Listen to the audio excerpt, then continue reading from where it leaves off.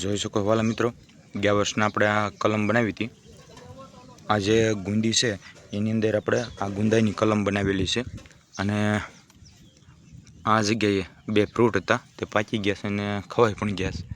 અને આની અંદરથી આપણે બે ડાળીઓ લીધી હતી, તો એની આપણે ગ્રાફ્ટિંગ કરી છે। આવો બતાવું।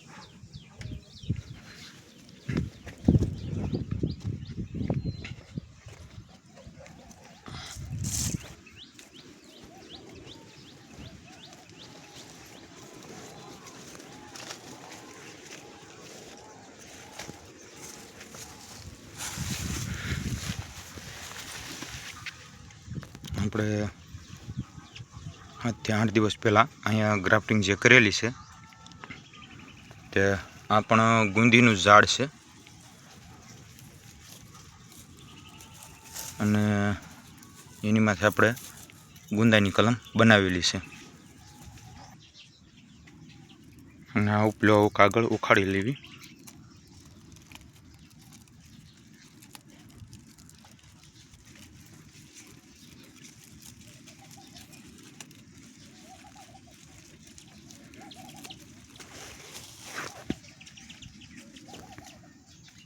આ ગુંદાઈની કલમ હવે સક્સેસફુલ ફૂટી ગઈ છે અને ગુંદીના ઝાડ ઉપર આપણે કલમ બાંધેલી છે।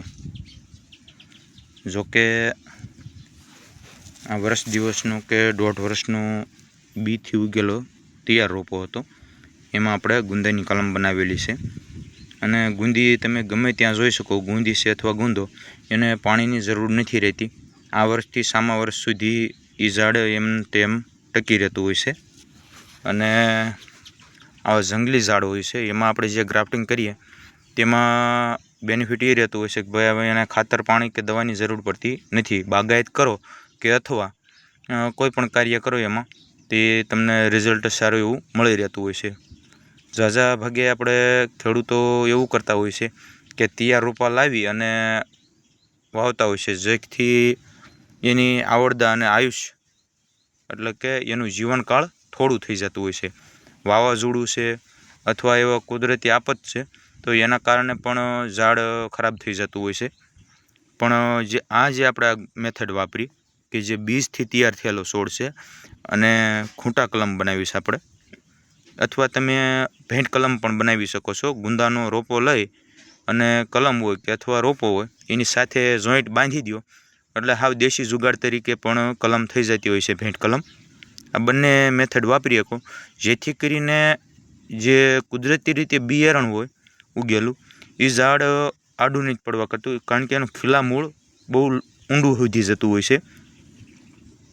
જેમ ખીલી હોય ખીલો એ રીતે ઊંડે સુધી વયું જતું હોય છે। અને જે રોપો હોય છે એ ગોળ ઈંઢોણી આકાર એટલે કે ગોળ ગોળ જલેબી ઘોડે મૂળનું આમ એક રીતે એમ કહેવાય ને તો એક ઝાડ ગૂંથાઈ જતું હોય છે, જેના કારણે જે ઝાડને પોષક તત્વ અને સ્થિર થવાની જે ક્ષમતા હોય છે એ ઘટી જતી હોય છે,